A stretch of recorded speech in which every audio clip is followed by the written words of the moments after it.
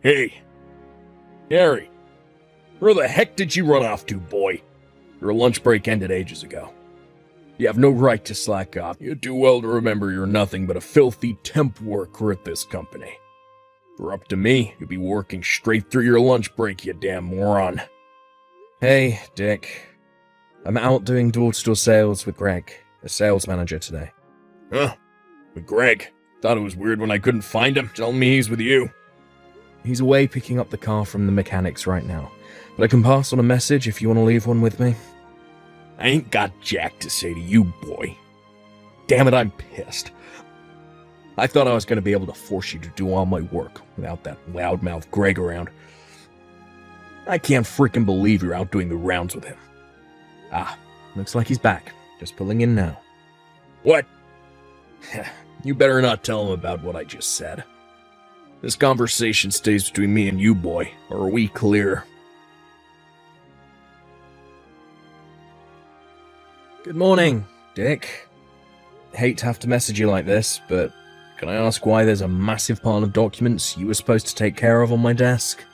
I wouldn't be opposed to helping you out with a few pages here and there if you actually asked me, but this is going too far. Oh, that? I was going to ask you yesterday. You went straight home after your sales calls and I didn't get a chance. I couldn't be bothered to message you, so I just left them piled up on your desk. I see. Anyway, where are you today? Me? It's my day off today. Oh. You better make sure you take care of every last file on that desk for me, boy. I want to see the neatest, tidiest looking pile of completed documents on my desk when I get back to that office. Sorry, but I can't do this work. Huh? That goes for now and from now on, too. But I won't be doing your work anymore.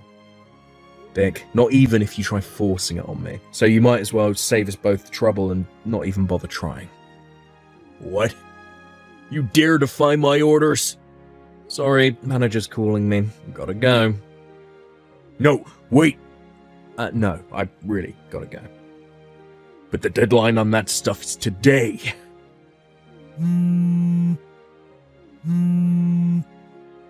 Answer your goddamn phone, boy.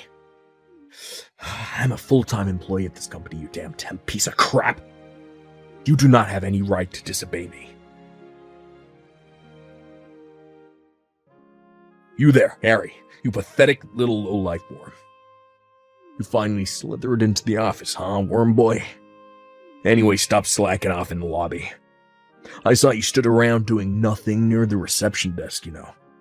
Do not let me catch you speaking to Layla on reception, either. You have no right to even breathe the same air as that girl. You filthy, miserable, worthless temp scum. Oh yeah, and that ain't all. Do you have any idea how much trouble you've caused me by slacking off these last 2 weeks, you little pipsqueak? I'm gonna teach you a lesson. You'll know what happens to people who mess with the big boys soon enough. You better prepare yourself for the hell that's about to rain down on you, worm boy.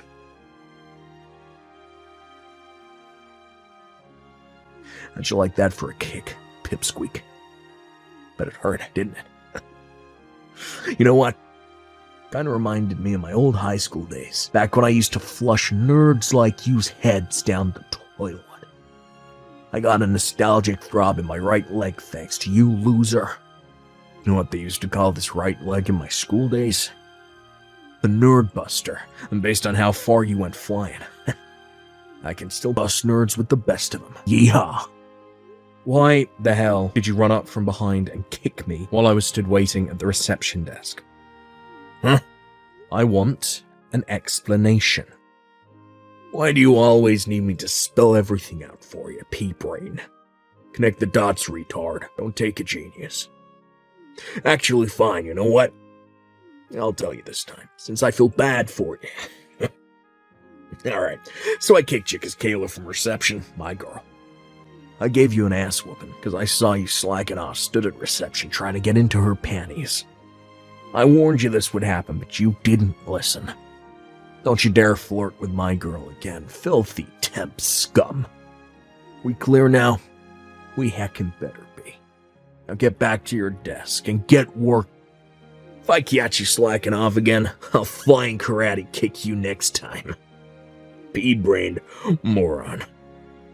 Dick, I kinda get the impression you don't know. Could it be? Know what? I came from our biggest client company, Sadler's Stationery. Huh? They offered me a full-time contract a while back. I finally decided to take them up on it and left your company 2 weeks back without updating my temp contract. But I work for them on a regular full-time contract now. Wait, what? I didn't know about this. Well, that's strange. I announced it in front of everyone at morning call about a month before my contract ended. Well, I just said I didn't know. Well, Dick, whether you know or not changes nothing. I announced it in front of everyone at morning call, got a huge round of applause, and then everyone even pitched in for a goodbye card and a bottle of whiskey on my last day. Aren't they a great bunch? Well, I just said I didn't frickin' know. Anyway, the bottom line is I hold a senior position at Sadler Stationery, your company's biggest, most long-term client. The reason I visited your office today was to introduce myself as the person in charge of all dealings with your company, alongside the announcement of the establishment of a new department at our HQ. The plan was to have some lengthy discussions with your superiors about the future of our business dealings together. But unfortunately, I twisted my ankle with the momentum of you kicking me across the lobby, and I'm in no condition to be discussing business anymore. Wait, what? Seriously? I just got treated at a local doctor's and received a diagnosis certificate. Well, I'm about to head back to your office and wait for the CEO of Sadler's Stationery to come pick me up. He seems awfully concerned about me and wants to know exactly how a routine introduction ended up with me at the doctor's with a twisted ankle. Let me guess, Dick, I bet you're currently up to your old trick of hiding away on the roof where you think no one can find you right now, aren't you? What? Your CEO is coming. No way, I'm not hiding. Oh, that's weird. You see, your boss says he can't find you anywhere. The entire company is looking for you as we speak. Based on what my contacts tell me, it's chaos. Oh my god, are you serious? Oh, this is bad. Real bad. Adam, our company's CEO would like to ask you a couple of questions. We have to get to the bottom of exactly what happened in that lobby and find out what possessed you to kick me so hard I went flying across the room. Naturally, I told him there's a 90% chance you took the key to the roof, which is supposed to be out of bounds, from the caretaker's office, and are currently hiding up there like you always do when you don't feel like working. How the heck do you know about the roof? Oh, I wonder. I can hear footsteps. Someone's coming up the staircase. Listen, Dick, the best thing you can do here is to accept your fate and do as the cops tell you. I don't need to tell you how trigger-happy they can get with people dumb enough to resist arrest, do I?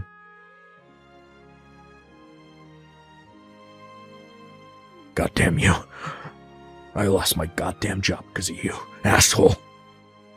How are you gonna make up for this? I was set for a promotion any day now, but now I gotta find a new job because of you. A promotion? Really?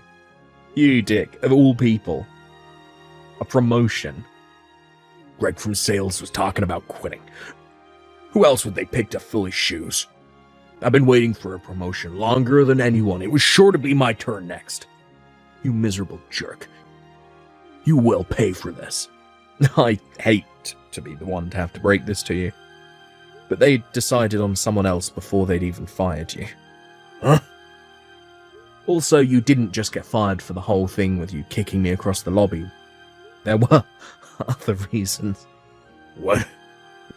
You slacked off all year round while palming off your work responsibilities onto me and your other unfortunate co-workers, right? Surely you didn't think the higher-ups wouldn't notice. Oh, and not to mention your borderline stalking of your crush. Apparently you followed her home every night after she rejected your offer for a beer after work. What's more, she said she keeps seeing some weirdo crouched in the bushes opposite her street, holding a pair of binoculars matching your description. You're talking about Michaela from reception? I don't know what gives you the right to go poking your nose into my love life, but let me tell you this. You're dead wrong. I don't know nothing about no stalking. I love Kayla, and she loves me back. I just know it. She's playing hard to get. So, you know how some girls do that? Oh, wait, what am I saying? Of course you know. You're probably a virgin, right? You loser dweeb. Stalking my ass. I ain't never heard anything so stupid. You do know Kayla's engaged, right? Huh? Wait, what? Kayla's engaged? Not only that, but she has 2 children. You're lying. No, my girl wouldn't do this to me. Seriously? My Kayla, a housewife with 2 kids. Yup. Oh, wait, it gets better. Wait till you hear who her husband is. A Greg, the manager from sales. You know, your superior. What? They have the same surname, right? You never thought that was weird? Huh? Oh my god, you're right. I never noticed. Oh, yeah, that reminds me. I figure I should make this as clear as humanely possible to you, since you probably weren't listening when it got announced during morning call, just like you weren't that time with me. But the reason Greg is resigning is because he's moving to Sadler's Stationery, which means me and him are going to be working at the same company real soon. What? His reason for leaving is pretty much exactly the same as mine. The whole thing took a little longer for him since they had to find replacements to take over his clients. But he'll be working at Sadler's Stationery, here with me from the start of next month. I can't believe this is happening. Sadler's Stationery is well known for paying salaries way above the industry average, treating its employees really well. This ain't fair. You pair of traitors. You have any decency in you, you'll speak to the bigwigs. Get me a job there by way of apology for your despicable behavior. It looks like the recruitment process for the mid-career slots is over for the year now, so you'll have to wait till more job openings are available. Sorry. That's not what I meant. I mean, get me a job by calling in a favor or 2. Well, it's funny you should say that. Well, speaking of pulling in favors, you got your job there through a good word from your uncle who works as head of human resources, right? How'd you know that? Anyway, so what if I did?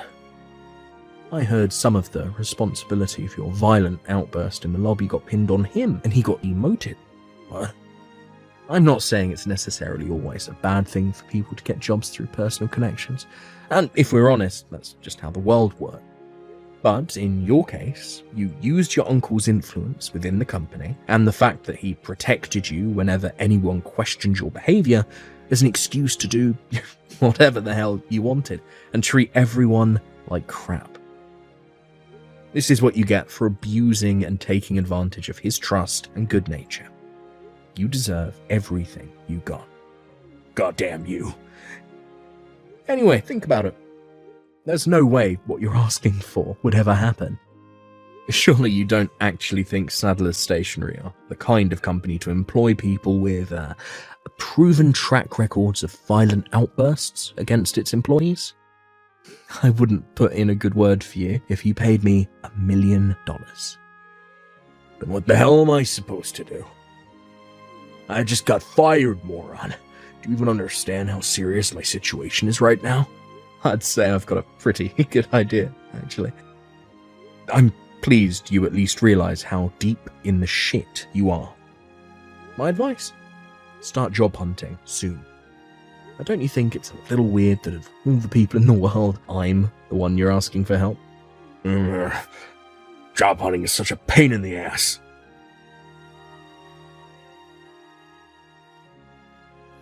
Hey, Harry. What the heck is this crap? A bill for compensation? I don't understand.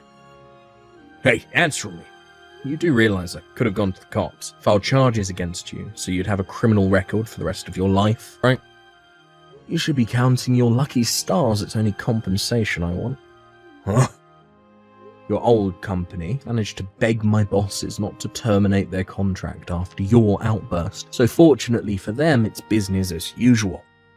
As for me personally, Excluding yourself, I got on with everyone at that company, like a house on fire, and I'm super grateful for all they did for me during my time there. So I have no intention of dragging them through the media shitstorm that would inevitably ensue if I press charges. Besides, I'm not the only one charging you for compensation, am I? I know Kayla from reception definitely is, because we went to see the lawyer together. Then there's the two guys from accounts who are currently working on putting together files containing, all your abusive messages. What? Taking everything into account, I thought it was only fair that you pay me compensation for the emotional distress you caused me, as well as paying for my medical treatment. I just lost my goddamn job. I'm unemployed. How'd you expect me to pay you all this compensation when I have no income? Like I said before, get a job. Compensation aside, how do you intend on getting by without working? There's only one thing for it. You have to get me a job at Sandler Stationery. No can do. But no. But the money... Do I have to spell it out like you're a child? I don't want to breathe the same air as you, let alone work at the same company as you. Huh? Wipe your own ass, you abject failure of a man. Oh my god. Harry. All communications from here on out are to go through my lawyer. Thank you, and goodbye. Dick eventually came up with my compensation money by knocking on his parents' door, who live way out in the countryside, and begging on his knees in floods of tears. Apparently, they were forced to sell their house to get their wayward son out of the catastrophic mess he had gotten himself into. Dick, being his naive old self, mistakenly thought that meant he was out of the woods. He tried his best to convince his mum and dad to let him live with them in their new apartment, but he was flatly refused and ordered to pay back every cent of what they paid me in compensation. With that, his royally pissed off dad drove him over to a friend's company office, where he was forced to live in an old, disused staff room while working 12 hours a day. However, Dick mistook this new arrangement as being the same kind of connection hire that got him into our old company.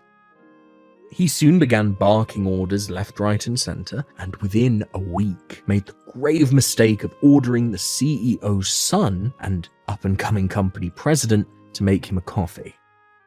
With that, he was savagely dressed down in front of all 50 employees during the morning team meeting.